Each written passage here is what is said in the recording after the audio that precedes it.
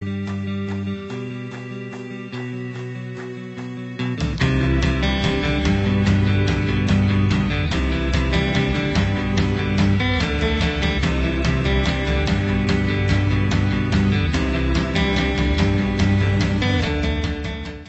CEO ni dia pesan,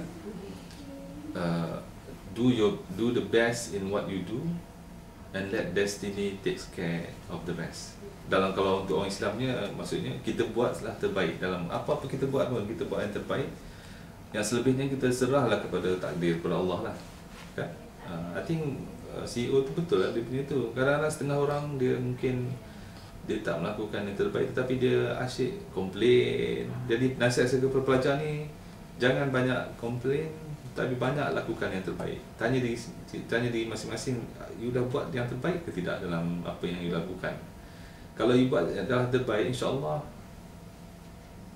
lah, saya rasa apa yang kita kendaki, apa kita inginkan atau kita wishkan tu selalunya akan sampai. Jarang lah. Tapi setengah orang kalau you tengok, dia akan belum dia buat terbaik tapi dia komplain dia banyak. Dia kata ni tak adil lah, ini tak adil lah. Bagi saya, sepanjang pengalaman saya kat sini ni, saya rasa kalau kita dah berjaya buktikan yang terbaik, insya-Allah benda tu akan tercapai. Sama lah dengan pelajar pun, saya nasihatkan ke mereka, kalau mereka buat kajian pun, dia punya PhD thesis tu dah terbaik dia buat, dan memang terbaik tu dia boleh measure lah, terbaik tak ada big error dan sebagainya, insya-Allah alhamdulillah dia akan dapat PhD dia. Pelajar pun sama juga, kalau dia belajar dah terbaik, dia pastikan semuanya yang terbaik, jadi dia kena tahulah apa standard yang terbaik tu kan. Tapi push kepada yang terbaik tu, insya-Allah semua perkara dalam kehidupan mereka akan menjadi lebih mudah, dan mereka akan mencapai apa yang mereka hasratkan lah. So saya ingat itu satu advice yang baik lah, yang saya always follow lah. Kalau kita tak mencapai sesuatu itu, kita mungkin boleh tanya balik, kenapa kita tak mencapai ni? Mungkin kita belum buat yang terbaik, kan? Mungkin ada cara lagi yang kita boleh ni. Jadi walaupun kita tak puas hati ke dan sebagainya, kita redha lah, kan? Dengan konsep bahawa ini semua ditentukan oleh Allah SWT.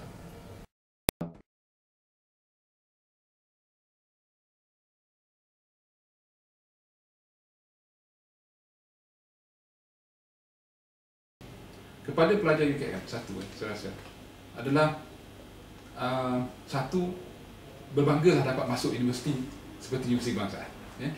Kerana bukan senang nak masuk Universiti Kebangsaan Malaysia, kerana universiti ini adalah universiti yang mempunyai ranking yang tinggi, dan universiti ini membawa aspirasi tersendiri, ya?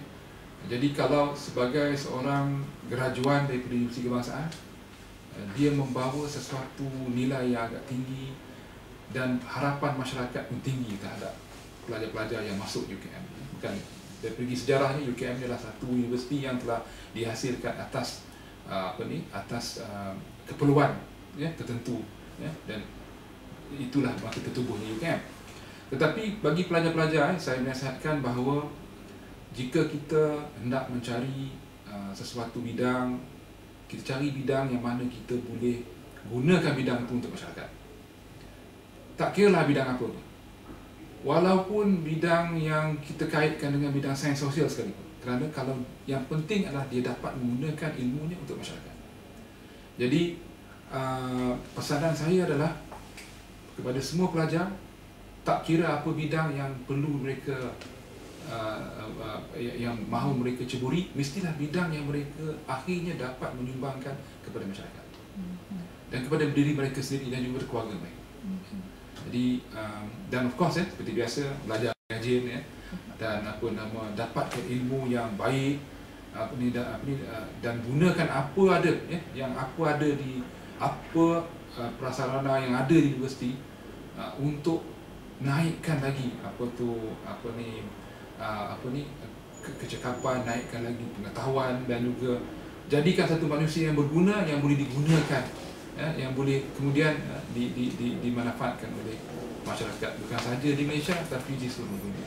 Jadi kata orang, kalau bukan sahaja kalau kita diminta untuk bekerja di Malaysia, kita boleh, ya, walaupun pergi keluar negara mana pun kita masih lagi, ya, sebab ilmu tu boleh digunakan.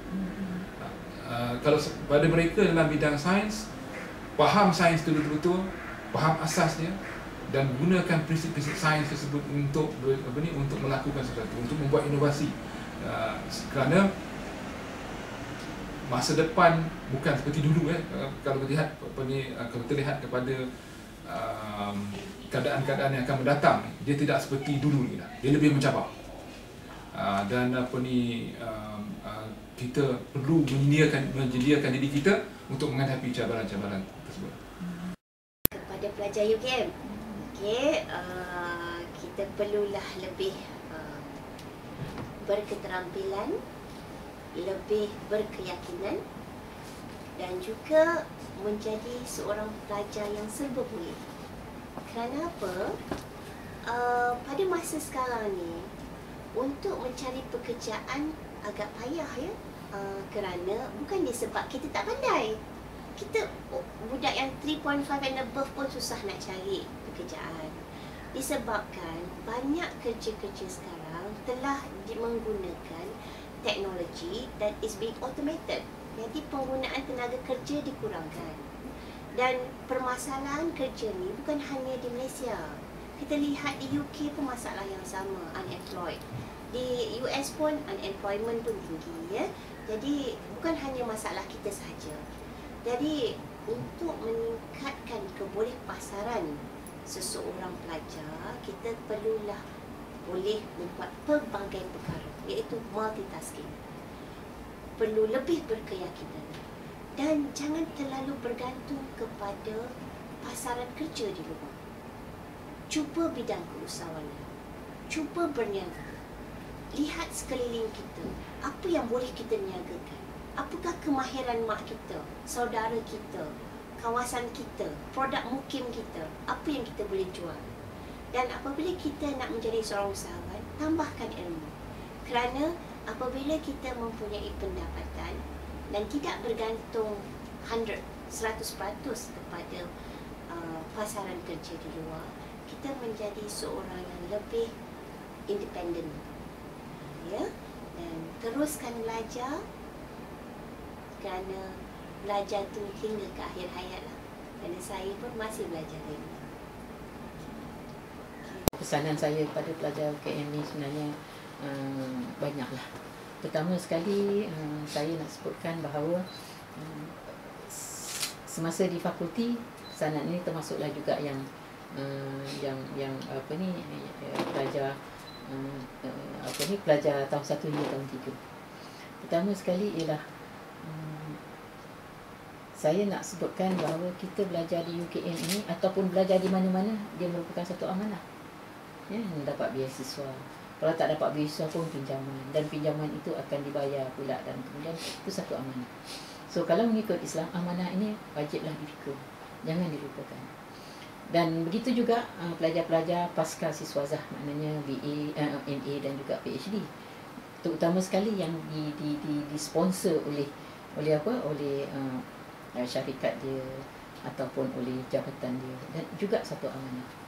Sebab apa saya mengatakan ini? Ketika saya belajar, saya sering diingatkan oleh guru saya. Dia kata, "Jauh you belajar ni amanah tak? Seminggu saya tak datang, dia dah tengok bilik saya dah." Sebab saya tak pernah belajar di luar negara. Ya, dia dah tengok apa dia tu.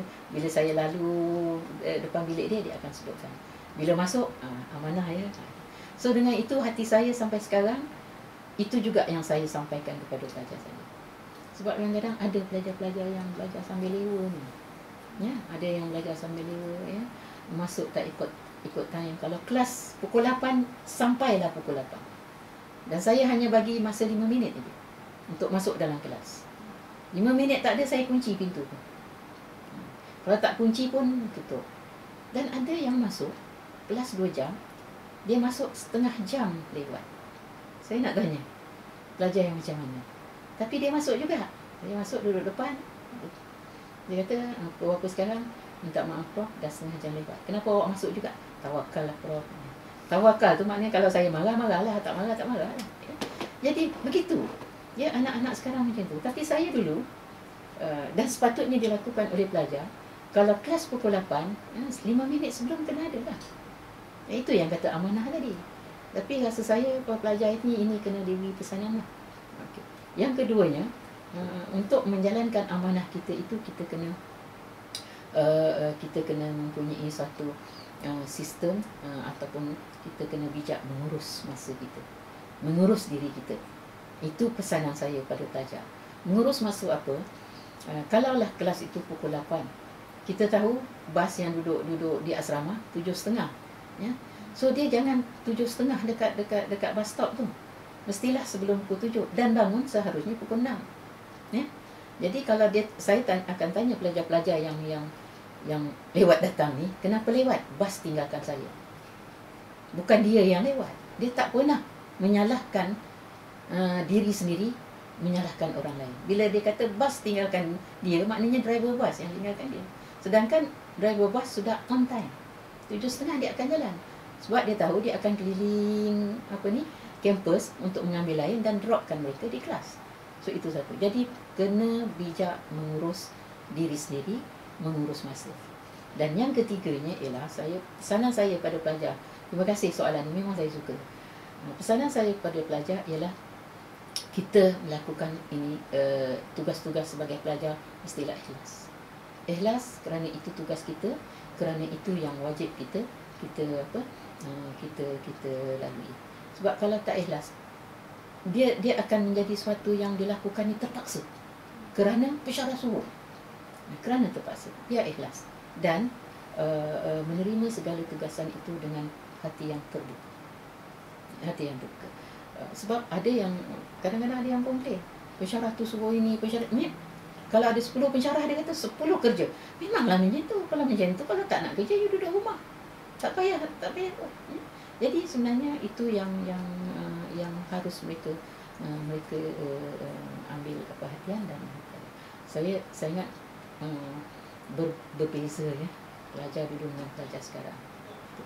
Dan yang terakhir bagi pelajar, saya tak tahu pesanannya apa, berbaik-baiklah dengan pensyarah dan anggap pensyarah itu sebagai ibu bapa. Kalau tak pun sebagai kawan, ya, tapi sebagai ibu bapa lah. Dulu semasa saya belajar, memang pensyarah itu sebagai ibu bapa kita lah. Kita tak takut pergi jumpa dia, bertanya macam mana nak buat dan sebagainya. Akhirnya kita rapat. Sama ada ketika saya belajar tahun 1 hingga tahun 3, ataupun ketika buat PhD lagi lah. Sebab kita tiap-tiap minggu kan. Menjadi pensyarah itu seperti ibu dan bapa. Kalau nak sebagai kawan pun janganlah bukan kawan yang bola sepak dan sebagainya, boleh tepuk-tepuk belakang ya, tidak, tetapi beradab. Itu salah satunya. Dan yang terakhir pesanan saya kepada pelajar ini ialah bahawa dalam kampus ini kita seharusnya mempunyai kawan yang baguslah, kawan yang baik. Jangan terjebak dengan aktiviti-aktiviti yang boleh merosakkan kerjaya kita masa depan, yang boleh merosakkan nanti pencapaian kita sebagai seorang pelajar. Kerana di masa ini kemungkinanlah ada masuk aktiviti yang tidak sihat di dalam kampus, jauhkan. Ingat, kalau kita nak masuk persatuan pun, ingat persatuan nombor 2 bukan nombor 1. Nombor 1 ialah pelajaran. Dan ini adalah untuk menjamin masa depan mereka sendiri, bukan masa depan orang lain. Kerana rata-rata yang menjadi pelajar ni bukan anak menteri, bukan anak YB, bukan anak pegawai getah dan sebagainya. Dan menjadi harapan keluarga. So itulah di antara pesanan saya pada pelajar.